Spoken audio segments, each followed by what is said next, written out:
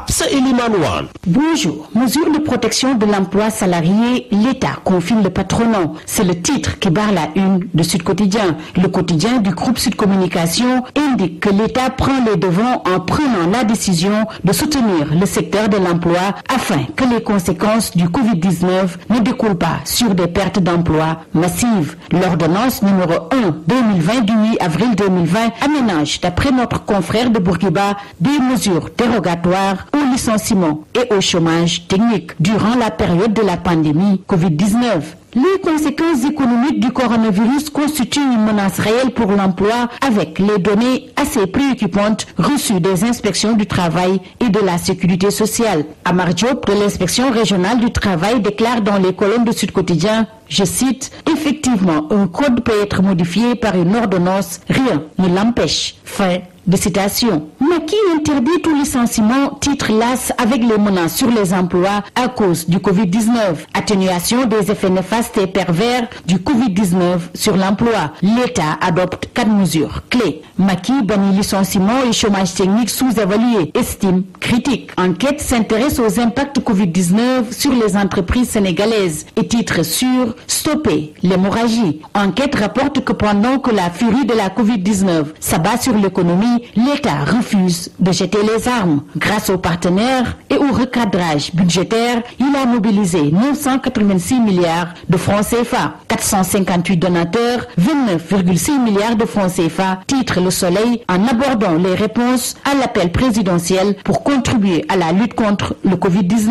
Le quotidien national ajoute que l'appel lancé il y a 18 jours par le président de la République à une contribution nationale du fonds Force Covid-19 rencontre une forte adhésion au moment où les projets pétroliers sont à l'arrêt, indique Dakar Times, qui se demande si les projets pétrogaziers du Sénégal vont tomber à l'eau. Nos confrères dressent ce matin la situation épidémiologique. Encore 15 nouveaux cas contacts.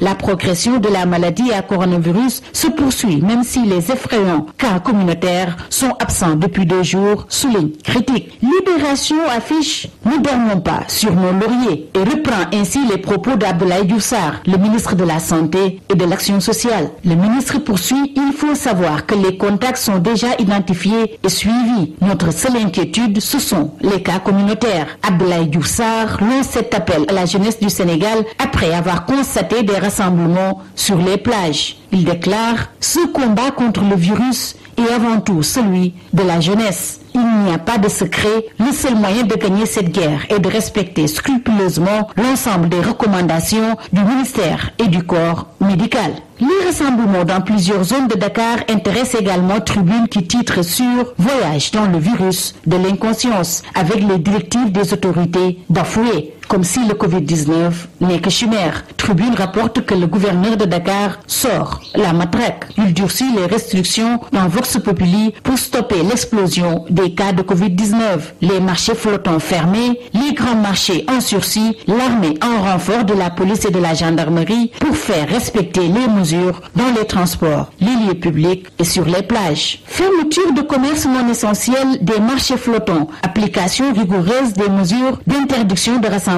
24 heures titre sur Dakar vers le grand vide. Al-Hassan Sall, le gouverneur de Dakar, va renforcer le contrôle des véhicules de transport en commun en vue du respect des mesures de réaménagement édictées par le ministre en charge des transports terrestres. Les Échos titre sur pour éviter la poursuite des contagions dans la capitale, le gouverneur confine la région de Dakar. Dakar, épicentre de la pandémie à 181 cas des 265 cas selon les Échos. En sport, Stade le quotidien du sport, dans sa rubrique Les Lions et la Tanière, nous parle de Mbaye Niang. Mbaye Niang, des hauts et des incompréhensions. 23 sélections, 4 buts, une passe décisive. Mbaye Niang qui offre au Sénégal sa seule victoire au mondial 2018. D'après Stade, le quotidien du sport. Sous le monde titre ce matin sur en retraite depuis quelques années, à quand le jubilé de Tyson et Yekini. Sous le monde donne la parole à Nirobay. Ils n'ont pas le droit de partir sans faire un jubilé. C'est tout à vos journaux